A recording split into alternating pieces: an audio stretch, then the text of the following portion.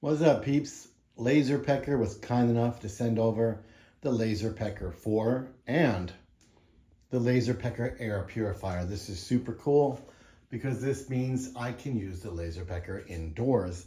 The Laser Pecker air purifier will purify the air and smoke coming from the LP4. It was really nice. The box is heavy. I'm actually quite surprised how heavy it is, and I'm looking forward to opening this guy up and showing it to you guys. We're going to do that soon. Back here hiding behind it, there's some other stuff that came in the kit.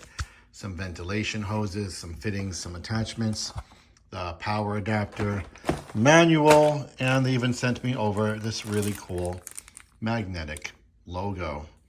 So yeah, I'm not sure how interested y'all are in laser engraving, but I find it super cool. I'm hopeful you will too, because we have a lot of fun stuff over here for laser accumulating in the studio, and I look forward to sharing it and teaching it and learning it and growing it with you guys for making cool stuff with laser and 3D printing.